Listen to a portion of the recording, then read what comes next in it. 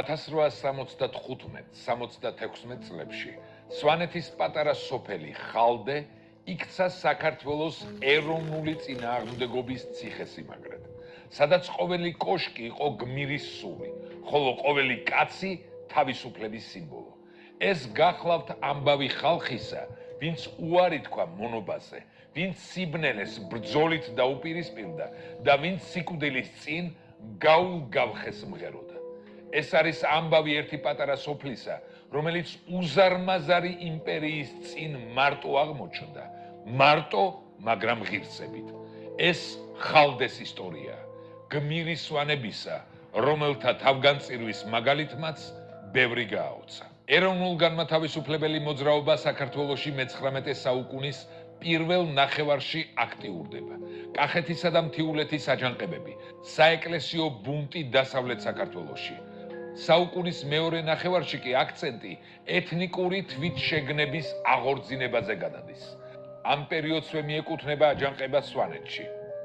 სოფელ ხალდეში 1875-1876 წლებში. ის, რაც რუსებმა მოახერხეს საქართველოს სხვა კუთხეებში, ვერ განახორციელეს სვანეთში, რადგან სამთავროს გაუქმების შემდეგაც ვერ შეძლეს რეალურად ამ კუთხის დამორჩილება. ცინიკური იყო მოსახლეობის ლოთობაში დადანაშაულება და რუსებისთვის აგრერიგად ნაცნობი სენისგან ტრადიციების ერთგული სვანების გათავისუფლების მცდელობა. რისთვისაც სოფლებში აღირიცხა არყის სახდელი კვაბები და გამოხდაზე დაწესდა ბაჟი. კონფლიქტის პროვოცირება ადგილობრივი თავადის, თენგიზ დადეშკელიანისგან მოდის.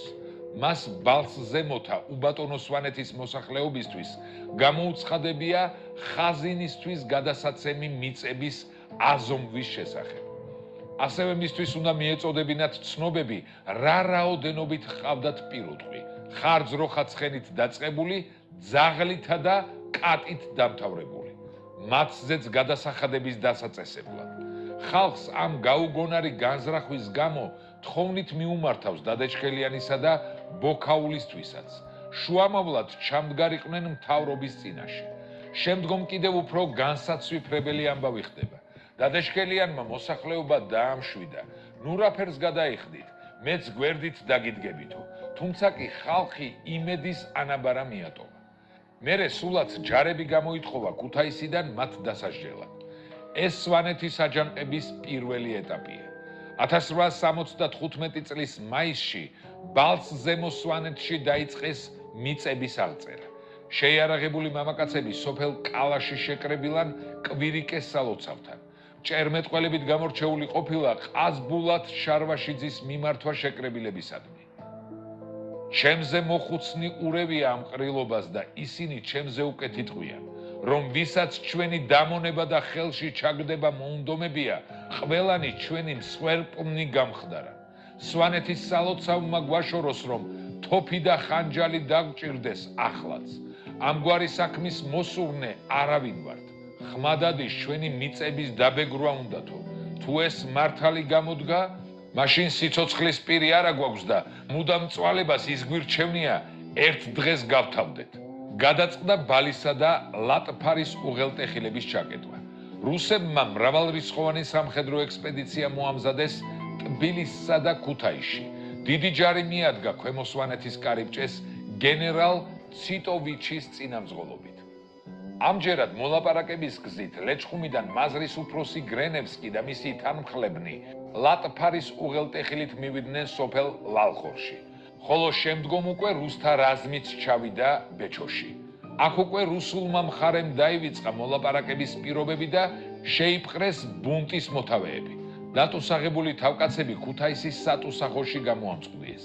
აჯანყების პირველ ეტაპს ემსხვერპლნენ ყაზბულათ შარვაშიძე და გინადრუყ ფარჯიანი. 1876 წელს მოვლენები ასე განვითარდა. წინა წელს აჯანყების მეთაურებად, ანუ ბუნტის თავებად გამოცხადებული 19 კაციდან 3 არენდო რუსებს და ვერ შეიპყრეს. გრინევსკიმ გადაწყვიტა უშუალოდ ეხელმძღვანელა სადამსჯელო ექსპედიციისთვის, რომელიც თავდაპირველად მულახს ესტუმრა. სადაც შეიპყრეს შახუბად ქურდიანის 2 უდანაშაულო ვაჟი და კალაში წაიყვანეს. აქედანვე გაგზავნეს ხალდეში მოსალაპარაკებლად მღვდელი ალექსი ბაქრაძე და მამასახლისი მარგველანი. გრინევსკი მოითხოვა დამნაშავენი გადმოგვეცითო. ხალდელებს ორაზროვნად შეუთვლიათ, ჩვენი ხელით ვერ დავიჭერთ და ვერ მოგგვრით, თქვენ კი თუ შეძლებთ, შეიპყარითო. ავმა წინათ გრძნობამ შეიპყრო სოფელი. ბევრმა ცოლშვილის გახიზნვა დაიწყო. ხალდელებმა არც რუსები შეუშვეს სოფელში და მით უმეტეს არც თვითონ გამოეგებნენ გრინევსკის. მით უფრო რომ ავი გამოცდილება ჰქონდათ უკვე. ვინც წინა წელს ქუთაისში წაიყვანეს, ყველანი ციხეში ჩაიხოცნენ. იქ სიკვდილს კი აქ სიკვდილი გვირჩევნიაო. ეს მოხდა 31 ივლისს. ამრიგად სადამსჯელო რაზმი თავის მეთაურებთან ერთად ხალდეს მისადგომებთან ყურყუტებდა. ხალდელები მთლად კმაყოფილნი არ დარჩენილან ბესარიონ ნიჟარაძის შუამავლობით. მართალია სოფელი არ გამოჰყვა, მაგრამ ხალდელთა ერთი ნაწილი, ძირითადად ნათესავები, მაინც დაუთანხმებია შეხვედრაზე იმ პირობით, რომ ხალხი გაჩერდებოდა ჯარისგან ერთი ვერსის სიშორეზე და შეხვდებოდნენ მხოლოდ გრინევსკის. მაგრამ ბესარიონ ნიჟარაძის მცდელობა ამაო გამოდგა. შეხვედრა არ შედგა, რადგან სწორედ ამ პერიოდს დაემთხვა დაპირისპირება გრინევსკისა და მაიორ ლეუს შორის. ორივეს პირველობა უნდოდა. ასე რომ ერთმანეთის ჯიბრზე გრინევსკი და ლეუსი ჯარით ხალდესკენ გამოიმართნენ. ამრიგად 1 აგვისტოს გრინევსკი შეიარაღებული ჯარითა და ამალით ხალდეს მიადგა. ხალდეს დამცველთა ერთ-ერთი შთამომავლის ჯოყოლა ჩეგიანის ცნობით ხალდეში 4 გვარის 25 ოჯახი სახლობდა. 8 კომლი ყოფილა გასვიანებისა, 7 ჩოფლიანებისა და ჯოხაძეებისა, ხოლო 3 კომლი ჩეგიანებისა. სოფელში იმ დროისთვის 12 კოშკი, ანუ მურყვამი მდგარა. ცხადია თავისებურ სიმაგრეს წარმოადგენდა სვანური ქვითკირის სახლიც, ანუ ლუშნუქორი და განსაკუთრებით მაჩვები. 40-მდე შეიარაღებული მამაკაცი კოშკებში განლაგდა, ხოლო დარბაისელი მოხუცნი სოფლის შუაგულში. იქნებ საქმე კეთილად მოგვარდესო. პირველი ხალდეში გრინევსკი შევიდა. ჯარის ერთი ნაწილი ხალდეში გაიშალა. მეორე ნაწილი კი სოფელთან განლაგდა და ალყაში მოაქცია იგი. უხუცესებმა სცადეს მშვიდობიანად მორიგება. ისიც გამოუცხადეს მომხდურთ, რომ ძებნელთა ხელის დაფარებას არც აპირებდნენ. ისინი სოფელში არც არიან, ყარაჩაეთის მიმდებარე მთებში გაიხიზნენ. შეიარაღებული ხალდელები თავდაცვით პოზიციებზე განლაგდნენ. თუმცა ორი მათგანი, ძმები გეგი და გერგ გასვიანები, კოშკებს გარეთ აღმოჩნდნენ. ერთი ვერსიით მათ ვერ მოასწრეს შეხიზნა, მეორე ვერსიით კი ჯარს შეეგებნენ. ლეუსმა 8 ჯარისკაცს მათი შეპყრობა უბრძანა. ერთი მალევე ააგეს ხიშტებზე, მეორემ კი ხანჯალი იშიშვლა და 3 სალდათი გაიყოლა, თუმცა მეოთხე მიგი იმსხვერპლა. ეს ყველაფერი ხალდეს დამცველთა თვალწინ მოხდა. ბუნებრივია საპასუხო სროლა გაისმა გასვიანებისა და ჩეგიანების კოშკებიდან. ბადრი, შავხან და ბუღა გასვიანებმა მოკლეს წერასატანილი მაიორი ლეუსი და დაჭრეს ბოქაული. მომი და გუა ჩეგიანებმა პირდაპირ მაზრის უფროსი გრინევსკი ამოიღეს მიზანში.